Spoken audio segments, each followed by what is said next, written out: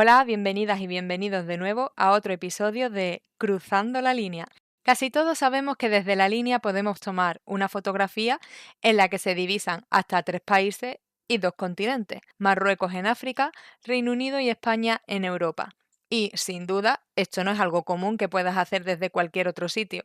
Si te paras a pensar, tenemos una situación geográfica tremendamente estratégica, y esto no ha podido pasar desapercibido a lo largo de la historia. De hecho, son diversas las poblaciones que han pasado o residido en nuestra zona y que, de alguna manera, han dado lugar a nuestra cultura e identidad actual. ¿Que somos un pueblo multicultural? Bueno, de eso no tenemos dudas, pero ¿qué conocemos de nuestra historia? ¿Qué entresijos se han fraguado en nuestras orillas? ¿Creéis que hemos sido determinantes para la historia de Occidente? En este episodio vamos a redescubrir juntos la línea, haciéndonos conocedores de que pertenecemos a un lugar que no solo es una joya por su gente, por su gastronomía o por sus playas, sino también por su legado histórico. Así que acompañadme para cruzar la línea a través de su historia.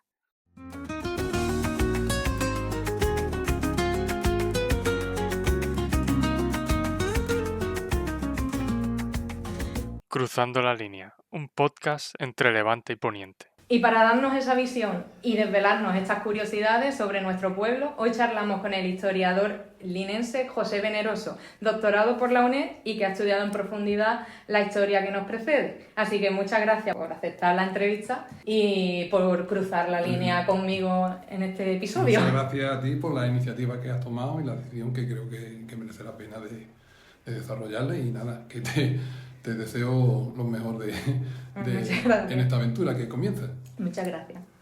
Bueno, pues primero, si no te importa, me gustaría que hablásemos un poquito sobre ti para conocerte mejor, qué te llevó a dedicarte a la historia y hacer de esto tu profesión, centrarte en la línea, pero bueno, tú cuéntanos desde los inicios. Bueno, como tú has dicho, yo soy de la línea, nací en la línea, mi pasión, mi afición por la historia es desde niño. Lo mío es vocacional, no pude estudiar en su momento, es decir, yo en mi familia, los tiempos que corrían se pasaban estrecheces económicas en el ámbito familiar, entonces claro, pues no pude, a mí se me cerró la puerta de seguir estudiando, digamos, a nivel universitario, y tuve que enfocar mi vida hacia el mundo laboral. Después de mucho recorrido, pues terminé en una farmacia, en una oficina de farmacia, aquí en la barriada del Junquillo, y allí he estado trabajando durante 36 años. Y en el año, creo que fue en a principios de los años 90, pues tomé la decisión de matricularme en la UNED, que la UNED para mí ha sido una cosa formidable, ¿no? Porque claro, te da la posibilidad de estudiar y haciendo compatible con el trabajo. Sí. Y bueno, pues hice la carrera de historia, totalmente ilusionado, con mucha fuerza. Terminé la carrera de historia, me licencié, luego hice curso doctorado y me embarqué en una tesis doctoral. Pues decidí en un momento de embarcarme en historia medieval, que también tiene su peluseo aquí en la zona, como todo, porque ya te lo comento, que esta zona vivimos una zona privilegiada donde un centro neurálgico tanto geopolítico como cultural, nos han visitado prácticamente todo el mundo, griegos, fenicios, todo el mundo está por aquí, los romanos, vándalos, de eso vamos a hablar ahora, hasta los ingleses que vinieron aquí, les gustó y se quedaron, ¿no? Así que pues todo esto ha pasado. Pero bueno, lo que te quería decir es eso, de que te centraste en el medieval. Me centré en el mundo medieval. La tesis mía, el título es una revisión de la entrada de los árabes bereberes en la península. La defendí hace poco tiempo, pero en el transcurso de que yo me embarco en hacer la tesis y que la defiendo, pues han transcurrido muchísimos años en lo que inevitablemente, si tú vives aquí, inevitablemente te lleva por otro derrotero y al final tocas temas relacionados con Gibraltar. Pues lo veremos a lo largo de la entrevista. La línea, tal y como la conocemos, tiene una historia más o menos reciente, unos 154 años, aunque sé que no estás de acuerdo en ello, pero bueno, ahora nos lo contarás. Sin embargo, nuestra historia se remonta mucho tiempo más atrás. ¿Desde qué momento histórico tenemos vestigios de que esta zona ya haya representado un núcleo importante? Es que hay una frase que se utiliza muchísimo en la utilizamos aquí en la línea, que la línea es un pueblo joven, no tiene historia, y eso no es exactamente así. ¿Por qué? Porque evidentemente la línea como ciudad aparece de una segregación de la de San Roque, pero lo que era el escenario, digamos, el término municipal de la línea de la Concepción ha estado habitado desde el tiempo de Neandertal. Los últimos neandertales de Europa vivieron en Gibraltar. Sí. Sí. Y no solo se quedaron en Gibraltar, evidentemente, porque si tú te das un paseo por Sierra Carbonera mismo, tú verás trozos de núcleo, de lasca, de material lítico que proviene de Gibraltar, es caliza. Entonces la caliza de Gibraltar aparece trozos, vestigios de Sierra Carbonera. Esto no es más ni menos que los talleres, digamos, de producción de material, tanto de utensilio como herramientas, aparecen en Sierra Carbonera. Pero no solo en Sierra Carbonera, bueno, una parte de Sierra Carbonera, como puede ser, digamos, la parte más conocida, que es la que da a la ciudad de la línea, sino también la parte de los portizuelos, la parte hasta llegamos hasta el Guadalquitón, ¿no? Que ya pertenecería al término municipal de San Roque actualmente, pero lo que te quiero decir, Sara, de que hay hay asentamientos neandertales que todavía no se han estudiado en profundidad, y evidentemente si en la cueva de Goran o en Bajo, allí en Gibraltar, hay estudios bastante profundos sobre la presencia de Neandertal, pues evidentemente la zona nuestra también lo hubo.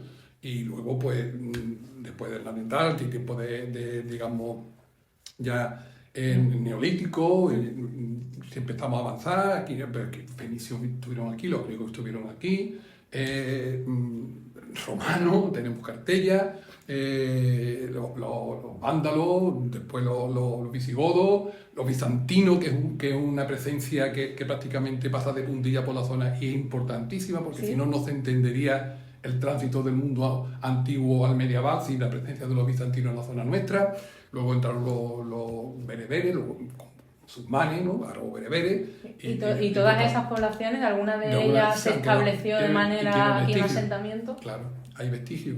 Esto está todavía, digamos, en una fase inicial, es decir, que prácticamente es que la línea no se ha estudiado ni está prospectado nada prácticamente, y lo poquito, pena, ¿no? lo poquito, ya, y tanto. Y centrándonos un poco en época romana, que me ha llamado mucho la atención, cuando la península era conocida como Hispania, en tus investigaciones hablas de que aquí, en nuestra zona, por la zona de Portichuelos, en la línea, en lo que antiguamente era Zanovana, una población romana asentada en la línea, o a qué se dedicaba, qué extensión tenía, formaba parte de Cartella, muchas preguntas, cuéntanos.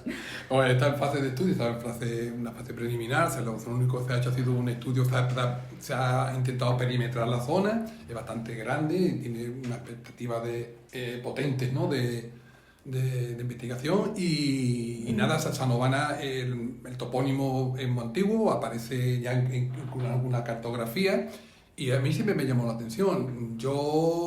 La primera noticia que tengo, el primer vestigio que yo encuentro de Sanovana, nos tenemos que remontar hace más de 30 años. Yo, un día paseando por la zona de los Portichuelos, hay un camino empedrado, puede ser medieval, incluso si nos retraemos puede ser incluso hasta de origen romano, y me apareció un cono de ánfora, el típico trozo de cono, pero yo en aquel momento mi interés, digamos, de investigación iban por otros derroteros, pero lo tuve siempre en la recámara, intenté localizar algo más, pero no lo logré. Pero con la pandemia, como nos vimos obligados un poco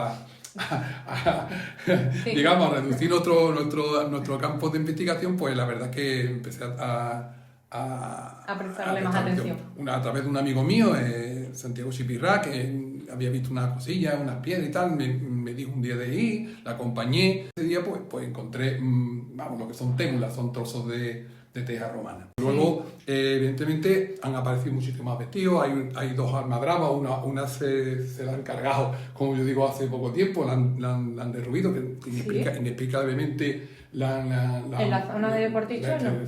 Sí, bueno, abajo estaba la línea de costa, y luego había otra almadraba y estaban conectadas con lo que nosotros, lo que yo he llamado Sanovana, digamos, amparándome en el topónimo que existe en la zona. Sanovana, ¿qué función tenía? Pues Sanovana era, aunque han aparecido alguna cerámica que puede ser del siglo I, yo lo identifico con época siglo III, siglo IV.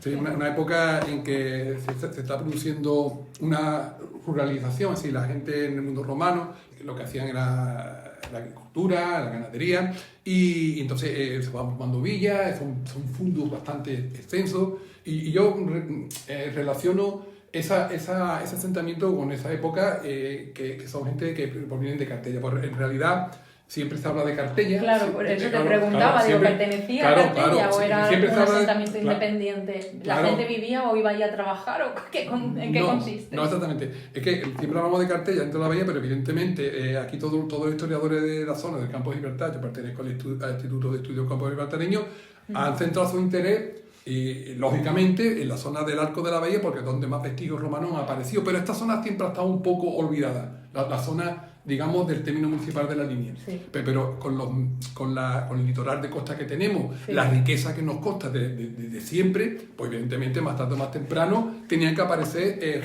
restos arqueológicos en la zona nuestra. Pero evidentemente Sanovana pertenecía al cinturón industrial de Cartella, lo mismo que Villa Victoria, que hay otro asentamiento, otra factoría, lo mismo que Guadalquitón, que hay otra factoría, y probablemente La Tunara. Pero es que si tú tiras de La Tunara, tú tiras un camino que hay desde La Tunara, que nosotros le llamamos aquí el camino ancho de La Tunara, que iba desde lo que era la almadraba de La Tunara. Sí, La Tunara era una almadraba, pero era la denominación que se le daba en época romana. Una tunara es un sitio donde se pesca y se procesa el atún.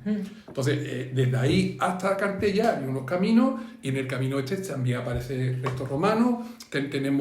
Hay un tejar, que aquí se llama el tejar de campo, que alrededor del tejar de campo han aparecido cerámica también romana, pero cerámica industrial, no cerámica de vajilla. Entonces, todo apunta a que esta zona es una zona bastante, digamos, transitada, y con unos serie de asentamientos, pero ya te digo que era enfocado digamos, al comercio y a la industria. Claro, porque vamos, es una situación estratégica, ¿no? Fundamental. Y eso los romanos no lo pasarían por alto en la zona. Nunca. Luego después los bizantinos le cogieron la mano a los romanos, porque Bizancio tuvo una presencia importante en la península ibérica, sobre todo en el sur.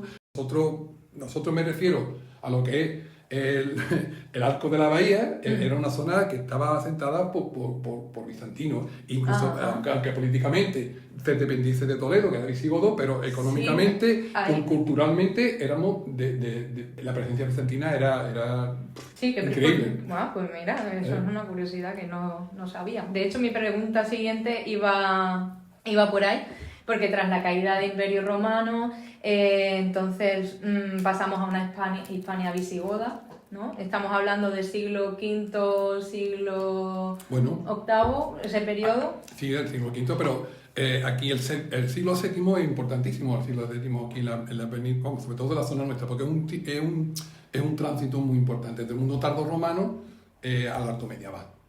Aquí hay un problema de fondo que es el tema de la cerámica. A mí se me ha preguntado por qué no se ha encontrado cerámica musulmana en la zona nuestra, sobre todo de primera época, por ejemplo, me refiero a musulmana, hablando de musulmana, pero hablando del siglo VIII, es decir, cerámica breve. Realmente la cerámica que aparece aquí en la zona, digamos, que se puede datar entre el primero del siglo VIII, no se diferencia con la tardorromana porque la técnica, la tecnología, el material era el mismo. Es decir, el mismo señor que hacía una tinaja aquí digamos, en el subpol, hacía también en tanque, porque era la misma cultura. Torno lento, es decir, el material mismo prácticamente, los gustos son los mismos. Hombre, ya luego después, sí, conforme avanza el siglo VIII, sobre todo el siglo IX, sí aparece ya algún tipo de cerámica que no hay duda, no resulta duda en distinguirla. Pero hay un periodo que, vamos, te he comentado esto como curiosidad, porque es cierto de que no hay... porque realmente esta gente, cuando los bereberes vienen aquí, la mayoría se asientan sobre asentamientos ya existentes. Entonces, los últimos años de reinado visigodo, que me comentas que aquí en la zona los bizantinos tenían una presencia muy importante, y pues entre bizantinos y visigodos había batalla, convulsiones, época un poco inestable. Hubo batalla en su momento, pero ya a finales del séptimo no. Aquí lo que es que aparece una demarcación, una provincia, una microprovincia que probablemente tenga sus raíces en época bizantina, que era un señor que llevaba al señor de las dos orillas, que es el famoso conde Julián que aparece en las crónicas. Ajá. Y este señor pues tenía, digamos, las propiedades tanto de la zona del arco de la bahía, lo que es el campo de Gibraltar reducido, y la parte norte de África con Tánger y Ceuta, para entenderlo. Este hombre, por una serie de razones, Rodrigo, que era duque de la Bética antes de ser rey, tenía intereses por controlar el tráfico económico de la zona y se apropia, digamos, de las tierras del conde Julián, pero de la zona, digamos, peninsular. Entonces el conde Julián se marcha a África y se asienta primero en Tánger y luego en Ceuta. ¿El por qué? Esa puede ser una de las razones por las que los musulmanes entran en la península ibérica. Sí. Cuando este hombre, el conde Julián, las crónicas se llama el conde Julián, pero el conde Julián, este señor se ve que se le ha, digamos, arrebatado las posesiones que tenía, sobre todo en Traducta, que era, digamos, la Algeciras actual, ¿no? Sí. Pues este hombre pide ayuda al jefe bereber, o a Musa, a través de, entonces le manda un general, que es Tari bin Siyá. Tari bin Siyá viene aquí y entra en la península ibérica. Y hay un dato muy significativo que no se tiene en cuenta, que es que las crónicas te dicen por activa y por pasiva que este hombre vino sin caballería. Por lo tanto, no tenían intención inicial de conquistar la península ibérica.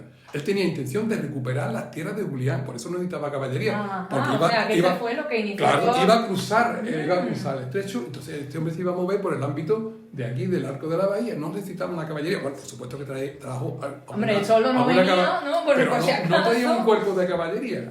Claro, pero él entonces iba como ayuda a bizantinos.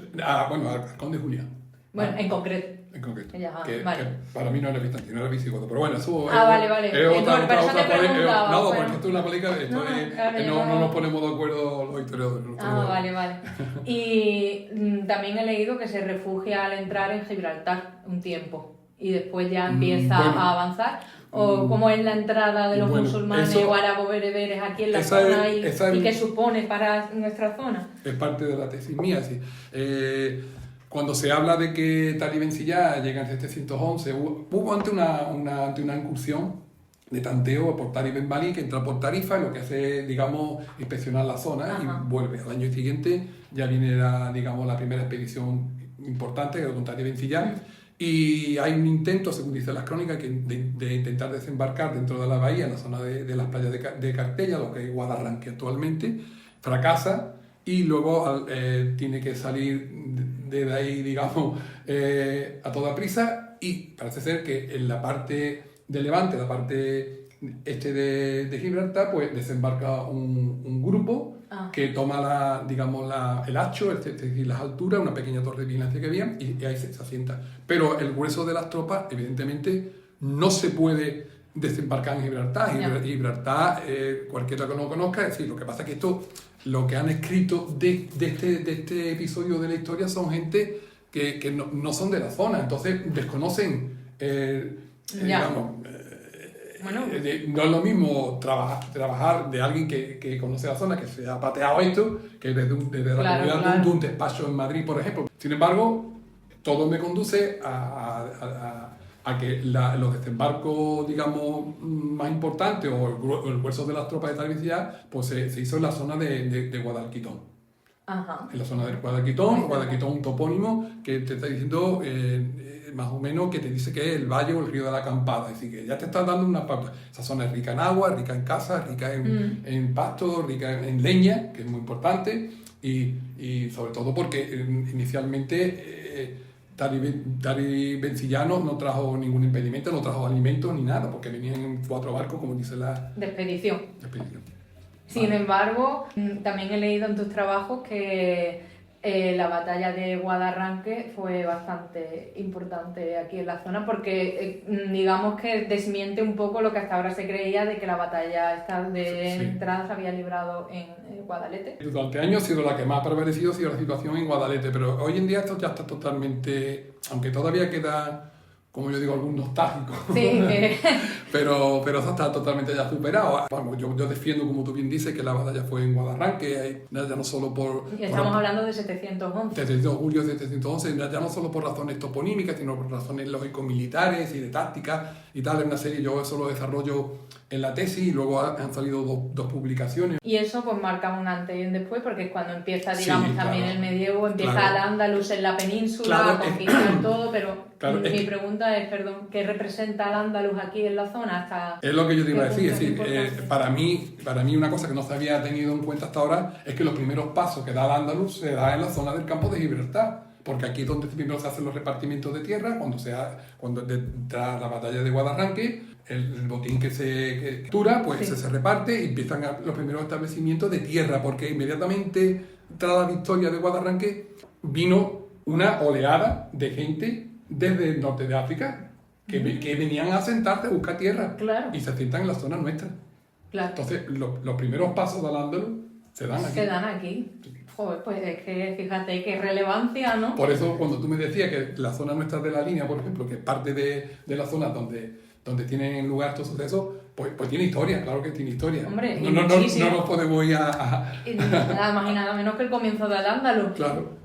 Bueno, y tras la conquista de estos territorios ya después por los reyes católicos, el fin del Andalus, descubrimiento de América, pues ya empieza un periodo que te voy a hablar del siglo XVI, siglo XVII, que es un periodo de idas y venidas de barcos, América, etcétera, y aquí a la zona del Estrecho de Gibraltar. Y también ahora romantizamos la piratería, aunque en su momento sería un gran problema, pero los piratas en esa época que venían de norte de África, aquí en el Estrecho, representaban una presión importante para barcos y tal. Entonces, como yo sé que por aquí en el Estrecho tenemos historias de barcos hundidos, aparte una serie de torres vigías, como la primera torre que todos conocemos, o Torre Nueva, que eran parte de esa hilera de torres que vigilaban las incursiones de piratas, etcétera, ¿no? Y estamos hablando de que esa torre es del siglo XVI. Sí, lo hice. Y ahí está, un tesoro. Al final, exactamente. Eso es obra de una propuesta que hizo un determinado de Felipe II sobre un sistema de vigilancia y alerta. La torre es una cosa, es un elemento que es muy peculiar en la zona nuestra. Nosotros tenemos torres y en el litoral prácticamente de toda Andalucía, pero, Sí. pero sobre todo en la zona esta en concreto de donde vivimos, Sí, sí. pues hay una peculiaridad que es que tenemos torres en distintas alturas. Nosotros tenemos una torre, digamos, en línea de playa, como era la que todavía existe, no sé por cuánto tiempo, porque está bastante dañada, ¿eh? Sí. Está bastante dañada, pero bueno, estaba esa torre, había otra que está la que se llama Torre Carbonera, que está, digamos, reutilizada como faro. Estaba la Torre del Diablo, que estaba a pie de Gibraltar. Que teníamos también una serie de torres que están en Tierra Carbonera. Teníamos una Sí, en el sí, Hacho sí. arriba y teníamos otra torre, que esta es la torre de Pedreras, que esa desapareció también, que esa se destruyó cuando los británicos... Y que en conjunto tenían esa función Entonces, de avisar, ¿no? Y tenían de poder distintas- tener varias Y alturas para también eso. se tenía esas alturas distintas por la propia climatología de la zona, porque nosotros somos zona que aparece mucha niebla, mucha neblina, entonces dependiendo de la altura Claro. era más fácil. Estas torres, su origen no son, bueno, son y no son de vigilancia, pero se utilizaron también como digamos, como herramienta de la pesca. Eran lugares de avistamiento donde pescaban los atunes y tal. Era una zona Pero bueno, lo que tú me lo has comentado exactamente era a finales del 16, había un problema, de verdad, había un problema bastante, sobre todo cuando se toma, digamos, Granada, ya se toma Granada, siempre había como, digamos, el temor de que se volviese digamos, ocupar la parte sur de la península, y había mucha actividad de piratas, sobre todo piratas berberisco y turco. A mí me gustaría matizar una cosa que lo que tú has dicho antes del romanticismo de la piratería, que una cosa es pirata y otra cosa es corsario. Porque el corsario era una piratería que estaba aceptada por el gobierno. Es decir, tú podías ser corsario, tú digamos, faenabas, entre comillas, faenabas en el mar, pero siempre con la bandera, el pabellón, digamos, de tu gobierno, Claro. a la que tú tenías que darle una parte y tal, y cumplir una serie de requisitos. Entonces, Gibraltar, bueno, en la zona nuestra, eso es muy notorio, porque aquí siempre ha dicho Gibraltar, nido de pirata. Es una cosa de aquí muy De que común. se dice, sí, muy común. ¿verdad? Vale, tiene su inicio es porque a Gibraltar, los británicos, al principio de cuando se toma Gibraltar, que la toma las fuerzas austracistas, no es británico. Gibraltar fue británico bastantes años después de 1704, que eso se olvida. Pues se le da la patente de corso, entonces se le concede el acto de piratería, digamos, light. Sí. Es decir, luego a Algeciras también se le concede para no ser menos. Pero bueno, ahí pasa. ¿Qué pasa? Que esta actividad tuvo una relevancia increíble. Entonces, el siglo, como tú bien dices, a partir del XVI, XVII, XVIII, y más digamos, cuando empieza a venir toda la mercancía, toda la riqueza de América, pues esto era una zona increíblemente importante tácticamente, porque llegaban los barcos desde América, se metían primero en Sevilla, luego en 1700, a principios del siglo XVIII, se cambia, en vez de en Sevilla, en Cádiz, solamente por el calado de los barcos, para no tener que subir el río, sino que se quedaron. Claro. Entonces, Sevilla se quedó un poco, digamos, apartada, era la ruta de la Plata, que era, digamos, por donde se desembarcaba. Sí, entonces, el estrecho toma una gran, digamos, protagonismo, porque toda la mercancía que llega a Cádiz luego tiene que pasar por el estrecho y a los proveedores tanto a Cataluña, a Génova. Entonces, ¿qué pasa? Que Gibraltar ya tenía una importancia táctica, ahora todavía más. Entonces los ingleses empiezan a fijar la atención en Gibraltar. Entonces las pretensiones que tenían los británicos sobre Gibraltar no es del siglo XVIII, sino que ya arrancaba desde atrás. Ya venía desde antes. Desde atrás. Entonces aprovecho O sea, que ellos son piratillas también. Claro. Es decir, que Lo fueron. el pueblo siempre es sabio. El pueblo siempre es sabio. Entonces, algo lleva. ¿Qué pasa? Que se aprovechó una coyuntura que hubo aquí con un problema dinástico que tuvimos a finales del siglo XVII. Digamos, muere sin descendencia, bueno, porque Carlos II y tal. ¿Y qué pasa? Pues hay una guerra que es una guerra internacional, porque en un momento en que en España había dos reyes, que en los libros de historia normalmente eso no lo contemplan. Nosotros en España tuvimos una época que estaba Felipe V, que fue el que realmente se quedó con el trono, y estaba un Carlos III, que no aparece en los libros, y que después hubo otro Carlos III que no tiene nada que ver con este, que era Carlos III. Entonces, claro, Gibraltar cuando se... de hecho se le conoce como archiduque, ¿no? El archiduque Carlos, pero después rey, fue coronado en Valencia, ¿eh? En la bibliografía, tanto española como la británica, ha tenido interés en que este periodo de la historia no se sepa. Entonces nosotros, la línea, nos hemos sentido víctimas porque nosotros estamos aquí en medio de un todo que... Entonces, bueno, estamos en el meollo de todas las cuestiones. Claro. La lineaversión que todo el mundo de la línea que tiene, que dice, es que no tienen, a las líneas siempre nos han tirado, pero es que nace porque nosotros, en la Gibraltar, acepta al rey Carlos. Y Gibraltar, cuando en 1704 sigue perteneciendo a España. O sea, que como parte de España... Claro. Porque el rey Carlos estaba apoyado por los ingleses, ¿no? Los ingleses, pero claro, ¿qué pasó? Que la mayoría de la guarnición que se queda en Gibraltar, que toma Gibraltar en 1704, es la Royal Navy, son militares británicos. Entonces la guarnición, digamos, numéricamente más importante es la inglesa. Pero no es que se conquistara en nombre de la reina, ni hubo el cambio de bandera hasta que dicen, ni el engaño. El engaño vino después.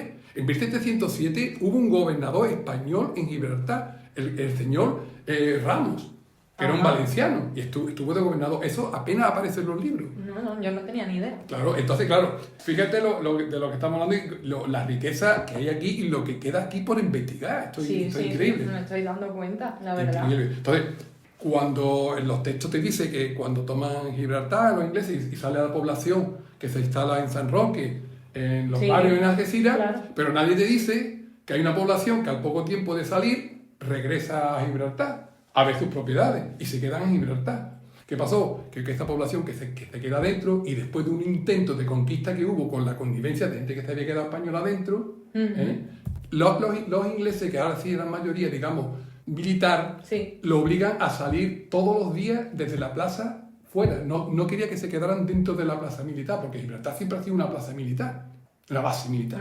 Entonces lo obligaban a salir. La gente que sale, que tenían sus casas o trabajaban en Gibraltar, No, digamos, había viñedo, había una serie de una vida que hoy en día es desconocida, pero existía. Esta gente no se van ahí todos los días a San Roque o a los barrios para volver al día siguiente. ¿Dónde se quedaban? En el Istmo, en un punto de aguada que existía desde la época medieval, el único punto de aguada que tiene Gibraltar. Ajá. Y eso estaba donde está actualmente el aeropuerto. Hasta ahora poco, hasta recientemente, había un pozo, todavía se puede ver, que es donde se gastaba el agua. Y ahí es donde se asienta. Y ahí es donde viene el rey Alfonso XI cuando ataca a Gibraltar y muere ahí. En la plaza, que era el sitio donde se asentaban le llamaban los reales, para atacar Gibraltar, a media legua.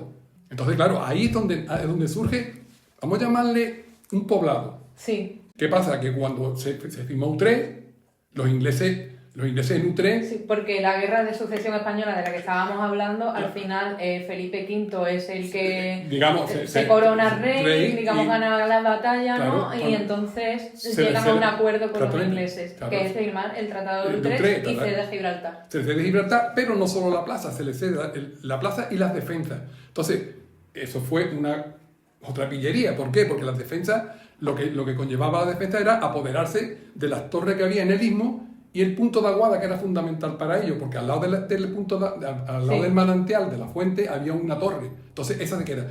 La gente que quedan ahí, que estaba ahí establecida, las larvas, se ven obligados. ¿Y dónde se van? Todavía la línea de contrabalación no estaba hecha. Todavía no estamos hablando de 1713, 1715, 1713 a 1720. Esa gente se van a un punto en la línea, que también es otro punto de aguada, que está donde está hoy en día el Finlandia, al frente de Finlandia. ¿Ah, sí? La Casa de las Bombas, que hay ¿La Casa de las Bombas? Sí, la Casa Verde le llamo, porque había una bomba que estaban los bomberos antiguamente, porque había un pozo, un punto de aguada, y es donde se establece, el primer núcleo se establece ahí. En un centro neurálgico tenemos un pequeño muelle, tenemos agua y tenemos un camino, que era el camino de las Pedreras, que comunicaba directamente con San Roque. Entonces ahí es donde se establece. ¿Por qué los llanitos? Porque los llanitos vienen, bueno, yo lo opino así, de que la gente que sale de Gibraltar al principio son la gente pudiente que tienen tierra y se establecen las cortijadas de tanto de San Roque como por aquí, pero la gente, digamos, llana, la gente que paga los impuestos se meten dentro de la piedra otra vez. Claro. Y entonces siguen allí. Entonces, de ahí la animadversión que ha tenido todo este pueblo desde ahí. Es decir, siempre hemos ido en contracorriente. Hemos sido, digamos, traidores entre comillas porque no aceptamos a Felipe V. Después, bueno, a lo largo de la historia esto ha continuado, pero ahí empieza. Vale.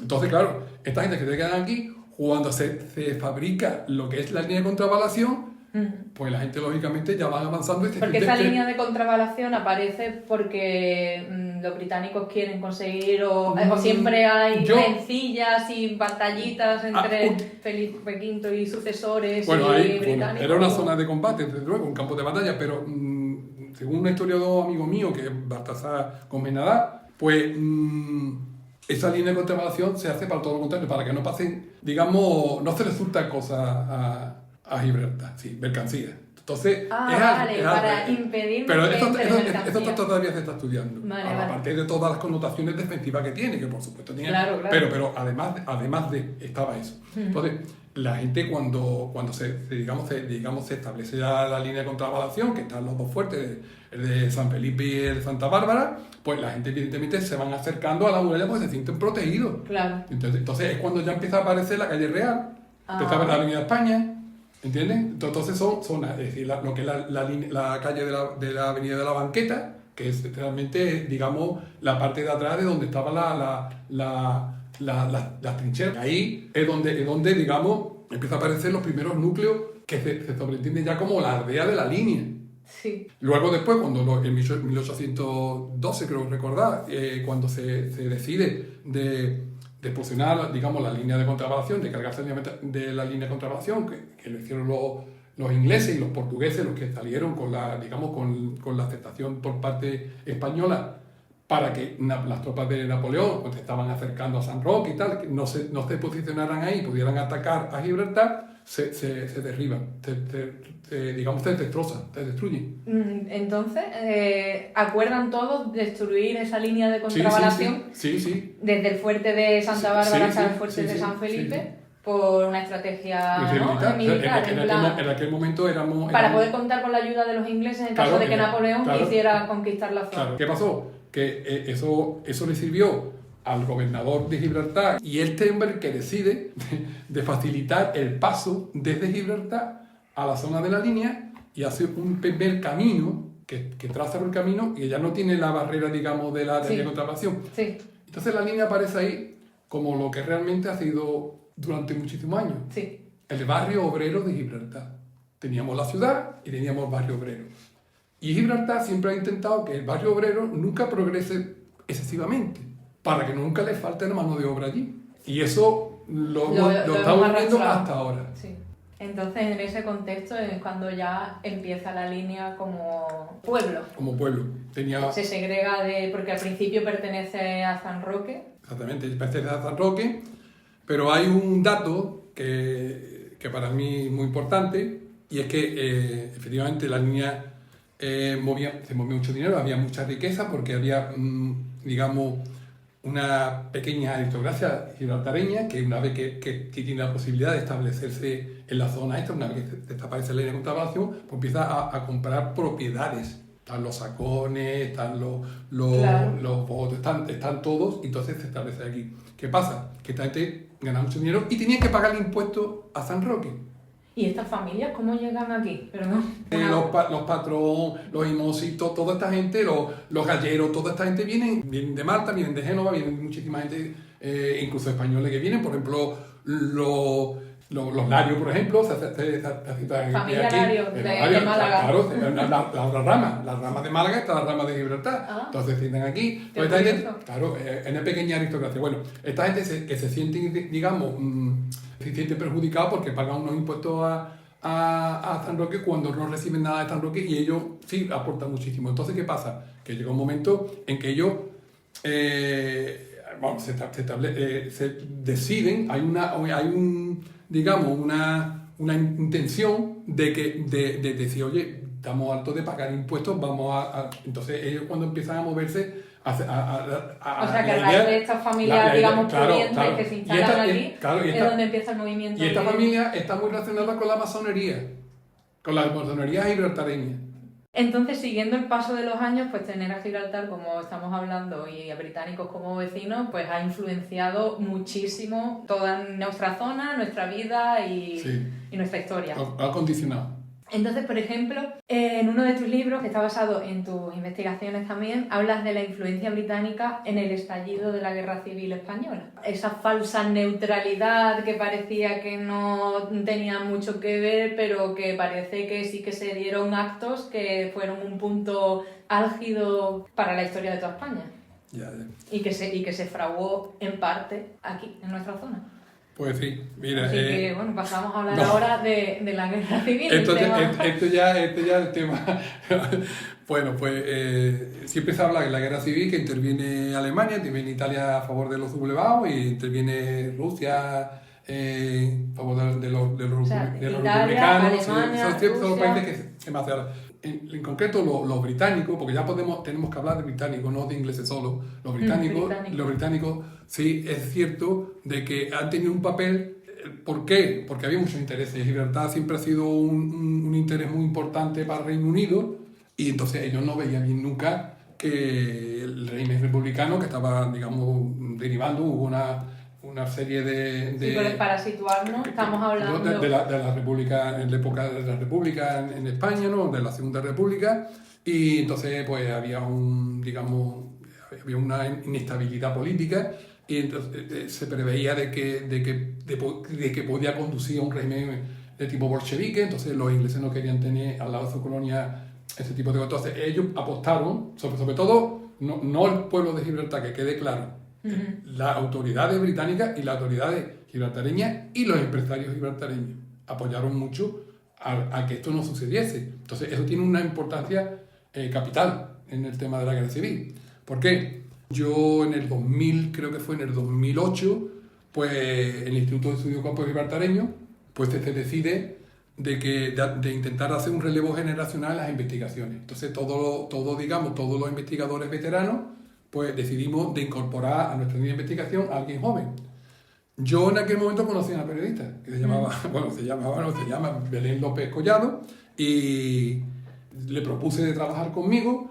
Yo tenía conocimiento de un periódico de Gibraltar, que era Gibraltar Crónica, que hizo una edición en castellano de los primeros días de la Guerra Civil. Ajá. Entonces eso no se había trabajado. Entonces yo se lo propuse a Belén, mirando esto, pues en una de los ejemplares de Gibraltar Crónica, pues leo de que Franco había visitado Gibraltar. Entre 8 y 9 de marzo del 35 estuvo en Gibraltar. Bueno, pues a mí esto me llamó muchísima atención, yo no lo había escuchado nunca. Claro. Me pongo a indagar, nadie habla de esto, ni los biógrafos de Franco, nadie. ¿Verdad? Que empezamos a investigar sobre esto y salió un trabajito, una comunicación que se presentó en la jornada de Jimena. De verdad que yo no tenía más intención de continuar la investigación, pero y había gente de Gibraltar, había gente, digamos, de cierta relevancia política y que hicieron silencio ante lo que yo estaba hablando. Nadie me preguntó, digo, aquí hay algo que se ha escapado. Entonces eso fue lo que me hizo a mí replantearme la investigación. Pues voy a investigar esto. Entonces estuve investigando, me tiré casi 15 años investigando el tema ese. Es decir, yo empecé a tirar y salió el libro este que tú hablas. Entonces, ¿qué pasa? Pues es muy importantísimo esta visita que hace Franco a Gibraltar en el 35, porque se reúne en el Rocotel, se reúne con gente importante de Gibraltar, ya no solo política, sino sobre todo empresarial. Entonces ellos establecen una serie de acuerdos.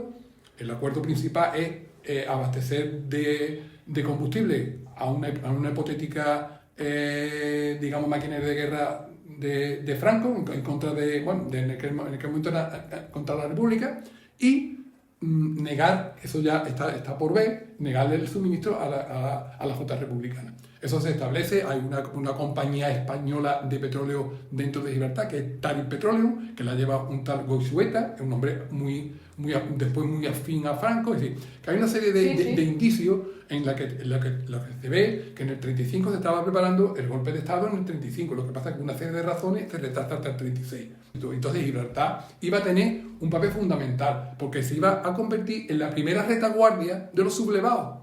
Sí. Por eso la línea tuvo tanta importancia, aunque no hubo actos de guerra, digamos, como se suele aceptar, pero sí tuvo su importancia en los primeros días de la Guerra Civil, mucha importancia, y tampoco se ha estudiado.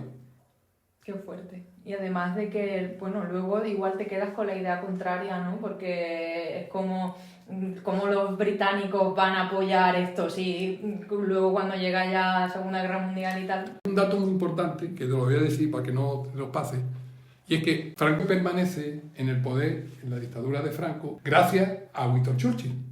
Porque después de la Segunda Guerra Mundial, Stalin estaba por quitar a Franco, y Churchill no quiso, porque le interesaba. Entonces eso son detalles que a lo largo de la historia, a mi criterio, no se le ha dado, digamos, la verdadera dimensión, y eso tiene una importancia trascendental. Claro. Porque aquí hay que tener en cuenta que todas las democracias occidentales miraron hacia otro lado cuando aquí teníamos una dictadura, un golpe de Estado, y todo el mundo miró para otro lado. Entonces es muy fuerte. Es muy fuerte. Los republicanos que huían hacia Francia fueron metidos en campos de concentración. Eso nadie no se habla lo suficiente de eso, ¿no? Claro. Y este periodo en la línea de guerra civil, debido a la cercanía a Gibraltar, se vive de manera peculiar con respecto a otras partes de España. Sí. Si Gibraltar no hubiese estado ahí, no hubiera tenido la ayuda, digamos, de la población gibraltareña, repito, con algunas excepciones también, pues probablemente la guerra civil hubiera sido todavía muchísimo más dura de lo que fue. Claro. Pero también es cierto que hay que matizar una serie de cosas, porque, por ejemplo, cuando se habla del campamento de refugiados en Gibraltar, el Victoria, tiene su peculiaridad, porque había gente que tenía una serie de apuntes donde se registraba la gente que accedían a campos de refugiados, y estos fueron entregados a las autoridades, digamos, sublevadas en la frontera. ¿Sí? Sí, pero eso no se escribe. No. Porque realmente el campo de refugiados fue importantísimo porque salvó muchísimas vidas, y siempre hay que estar agradecido a esa iniciativa que se tuvo popular de Gibraltar, pero sí hay que decir también que el campo Victoria fue la ratonera de Falange. Eso tampoco se escribe. Ya, bueno. Entonces, sí, hay que desmenuzarlo. Mucho que desmenuzar en ese periodo aquí.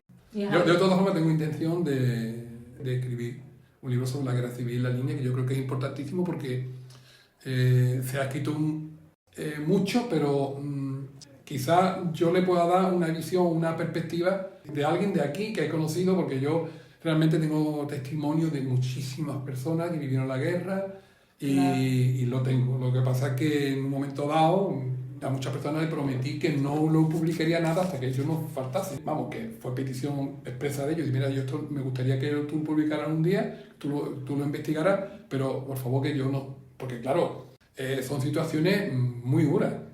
Ya. Un testimonio muy duro. Yo sí lo pienso hacer, vamos, si me acompaña la salud, yo lo pienso hacer. ¿Por qué? Porque yo creo que eso es necesario que la gente lo sepa. Sí. Lo tiene que saber. Hay que saber los nombres de las víctimas y de los verdugos. Y de dónde vienen las fortunas. Porque nadie es responsable de lo que ha hecho su padre, pero ¿quién tiene que saber de dónde viene? Y en Gibraltar hay muchas fortunas que nacen de la Guerra Civil Española. Bueno, digo Gibraltar y digo los alrededores, pero digo Gibraltar porque es mucho más significativo, porque ellos hacen apología de que los españoles no quieren saber nada, digamos, en el ámbito político británico, siempre. En el ámbito, digamos, de población, somos dos pueblos hermanos, eso no tiene, no tiene mayor... Eso está superado. Y lo que pasa es que parece ser que ha existido intereses de que existiera esa fractura, tanto por un lado como por otro. No sé por qué, hay temas económicos, temas políticos, pero realmente es un pueblo, es un mismo pueblo, es que es un mismo pueblo. Porque ¿quién no tiene una familia en Gibraltar? Todo el mundo en la línea tiene familia en Gibraltar. Entonces es una evidencia. Esto lo que pasa es que a partir de una cierta distancia, vamos a ponerte desde los barrios para allá, nadie lo entiende. Ya. En Madrid no entienden esto. Esto no pueden entenderlo. Es que es una idiosincrasia de nuestro... Claro, tenemos una singularidad y esa hay sí, es una singularidad. Y por eso me gusta hablar de ello y dar a conocer, porque pues yo creo que muchos no somos conscientes de todo nuestro legado y de todo lo que ha tenido lugar aquí. Entonces, abrir un poco los ojos, dejar un poco conocer y despertar inquietudes de todo lo que ha ido sucediendo aquí en la historia de nuestro pueblo, de donde vivimos actualmente y que ha formado parte de lo que, y forma parte actualmente también de lo que somos ahora, pues bueno. Sí, yo estoy de acuerdo contigo. Además, yo en el momento que tú me comentaste la idea, a mí me sentí, digo, bueno, sí. Yo súper agradecida. No, y mí... ya por ir acabando, quería hablar también de la Segunda Guerra Mundial, porque aquí todo es singular. Entonces, también preguntarte de cómo influencia en ese periodo ser un pueblo vecino de Gibraltar. Yo siempre voy un poco contracorriente, busco las tres patas, ¿no? Mira, yo, a pesar de que se dice que España no intervino en la Segunda Guerra Mundial, España sí intervino en la Segunda Guerra Mundial y la prueba está aquí en la línea. Hay que partir que Gibraltar es una base militar con población civil, pero eso aquí se olvida fácilmente. Nosotros siempre tenemos Gibraltar. No, Gibraltar es una base militar que acoge a una población. Y eso es importantísimo. Y en los momentos de crisis política, en los momentos de crisis de guerra, ese aspecto aparece.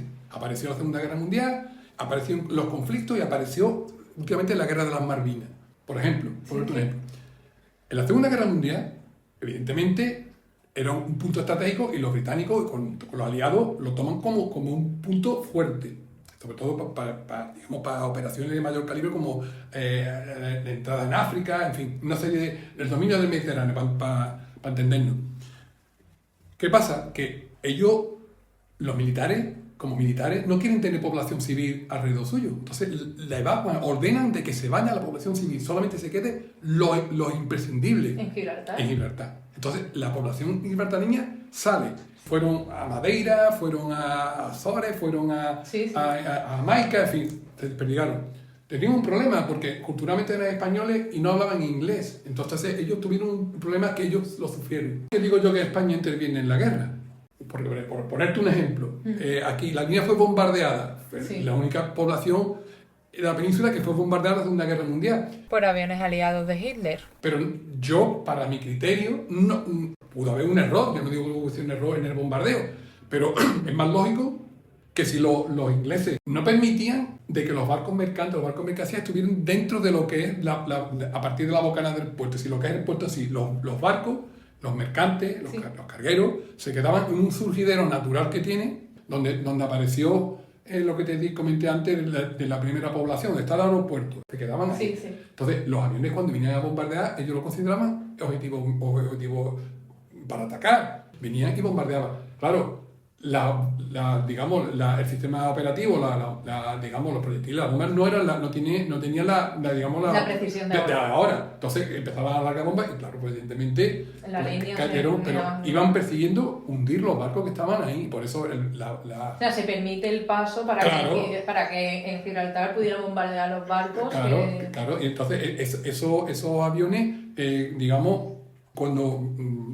digamos, el caso más grave que hubo fue uno que en las proximidades para entendernos, donde está ahora en la zona esta de la pizzería de Giovanni, bueno, un poco más para acá, ahí donde cayeron las bombas y murieron gente y todo, ¿no? Y eso hizo también que la posguerra, después de la guerra civil, etcétera, aquí en la línea fuese especialmente dura, porque se unió a... En 1954 se organiza una visita a Gibraltar de la reina Elizabeth.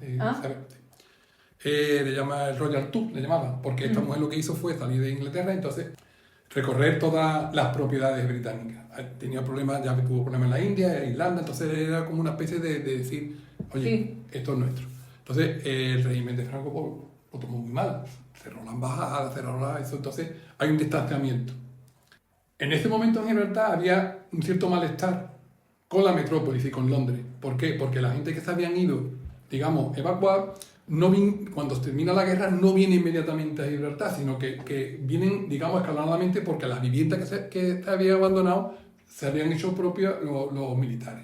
Entonces, tarda muchísimo, hay incluso 15 años. Entonces, en Gibraltar aparece un movimiento político que defiende, en contra de la metrópoli, más independencia política y decisiva de Gibraltar. A partir del 54, esa animadversión hacia la metrópoli se reconduce hacia España y de ahí viene todo el problema que viene después. Okay. ¿Qué pasa? Que a partir de ahí pues, la situación se va empeorando. Hay 2 resoluciones de la ONU que obligan a Gran Bretaña, digamos, a Reino Unido a tomar una decisión sobre Gibraltar y finalmente pues se cierra Gibraltar como la verja de Gibraltar, como todo el mundo sabe, que es consecuencia de esto. Yo no estoy justificando que estuviese bien o mala el cierre. No. Yo digo que esto es una cosa que es política, pero vengo a referir que hay una trayectoria, digamos, política anterior con las resoluciones de la ONU que el Reino Unido, digamos, la solución que hace es coger y organizar un referéndum en Gibraltar para si quería tomarle, digamos, opinión de lo que quería decir. Bueno, pues entonces hay una serie de este encuentro y al final se cierra la frontera, en fin, y ya más o menos lo que sabemos, ¿no? Se cierra la frontera de un tiempo, que luego se abrió de una forma que para mi criterio no se hizo bien, pero bueno, es lo que hay y ahora estamos viviendo pues, lo mismo. Seguimos mirando hacia Gibraltar siempre desde aquí. Sí. Tenemos que mirar hacia allí. Todavía. Sí. Parece que Aunque espero que algún día cambie. Que miremos hacia adentro en vez de hacia afuera. Pues muchas gracias porque hemos cruzado la línea de cabo a rabo, hemos visto diferentes puntos de su historia y bueno, a mí se me queda una cosa que es como que me da la sensación de que hay pueblos que pueden vivir por un turismo histórico y nosotros que tenemos tantísimo, sin embargo, es que apenas ni lo conocemos. O sea, tanto que contar y todas las cosas que hemos estado hablando hoy y muchas otras que se nos quedarán en el tintero porque es imposible en este rato poder hablar en profundidad de todas ellas, pero que me da la sensación de que igual no se le ha dado a lo largo de todo este tiempo esa relevancia al legado histórico que tenemos, que es muchísimo y que es determinante para la historia no solo de España, de Europa, diría yo. Claro, exactamente. Yo es solo que yo he percibido la apatía que hay por conocer nuestro pasado y pues tenemos la línea. Yo lo veo para mí con futuro, es un pueblo muy fuerte porque salir o digamos superar que cuando que se va la mitad de la población de la línea, entonces eso ha sido una barrera que se ha superado, ¿no? Realmente se ha superado. Entonces yo creo que la proyección que tiene la línea hacia el futuro es increíble. Lo que pasa es que tenemos que creérnoslo a nosotros mismos. Sí. Por supuesto que de las cosas que hemos hablado esta mañana aquí habrá muchísimos compañeros míos o gente que dice que no sabe bien lo que está hablando, pero me vengo a referir que alguien tiene que hacerlo, porque si yo me equivoco en algo, va a venir alguien que me corrige y yo voy a aprender de él, que eso es importantísimo. Aquí hemos venido a aprender. Bueno, a mí me consta que también hay proyectos en marcha como la asociación de los búnkeres, que no hemos hablado de ello, pero aquí hay fortificaciones por todas partes. Nada, No sí. servía ni numerarlas porque son muchísimas y esa también es parte de nuestra historia. Aquí hay un problema bueno, ya para terminar, si quieres, es que lo de reconstruir y restaurar es una diferencia muy grande. Entonces esto hay que ser muy cuidadoso con este tema. Lo digo con vista a, por ejemplo, la línea de contratación, lo digo con la torre, lo digo con muchísimas Sí. cosas más. Es decir, que hay que tener criterio, no se puede hacer, no vale cualquier cosa. Por lo menos desde el punto de vista historiador. ¿Y crees que en algunos aspectos vamos contrarreloj? En la línea, vamos, en el aspecto de la investigación histórica, vamos con un retraso increíble. Porque Lo digo también en referencia a que la erosión del tiempo puede dañar cosas que sí. como siga pasando tiempo, Bueno. igual ya nunca las veremos. Ya, el sufrimiento que tengo es la torre de Torre Nueva, ¿no? Sí. Eso para mí, yo sufro con ello porque hasta hace poco tiempo los coches aparcaban debajo de la torre y tiene una brecha increíble, los cimientos no están tan tocados, se permiten cosas que no se deben permitir, en fin. ¿Tiene algún mantenimiento la torre? Que yo sepa, no. Joder. Creo que hay una iniciativa, pero yo no sé qué es lo que se va a hacer ni nada. Ya. Sí. Es una pena porque tanto la torre como el entorno que la rodea... Hombre, ya ves, es que hay un ramal de calzada romana que eso tampoco hemos hablado hoy. Que Zanovana, eso estaba conectado todo porque había un ramal, es decir, lo que era la ruta, digamos, del itinerario de Antonino, que es una ruta que estaba establecida para cobrar unos impuestos, la norma, eso pasaba por la calzada romana principal, la autovía, digamos, de Málaga a Cádiz, pero había unos ramales, un ramal, y llegaba a Gibraltar. Y ese ramal pasa por delante de la torre, y por eso está este camino, y hay una serie de hornos, y hay una serie de vestigios que, claro, no se ven, pero están. Un tesoro que deberíamos preservar. Y por último, ¿qué deseas para la línea en un futuro próximo? Puede ser a nivel personal, puede ser lo primero que se te venga a la cabeza, no tiene que ser tampoco muy filosófico. No, yo lo que quiero es lo mejor para mi pueblo. El ámbito económico, el ámbito social, el ámbito cultural, lo mejor. Además, un pueblo que se lo merece, un pueblo muy sufrido. Sí. Demasiado. Ya creo que nos merecemos ir sacando pecho y tirar para adelante. Pues Que nos quieran, que nos pues quieran. Sí, eso también nos vendría bien. Que nos quieran más. Y hasta aquí la entrevista con José Veneroso. Espero que os haya gustado. Hemos hecho un repaso por la historia de nuestro pueblo, aunque muchas cosas se quedan en el tintero, así que imaginaos la dimensión de la riqueza de nuestro patrimonio histórico. A mí, desde luego, me ha parecido interesante porque he aprendido muchas cosas que no conocía sobre nuestro legado histórico linense, si es que incluso podemos decir que hemos sido determinantes para la historia de Occidente. No, si cuando hablamos de la singularidad y la idiosincrasia de la línea, realmente no somos conscientes de la magnitud que eso abarca.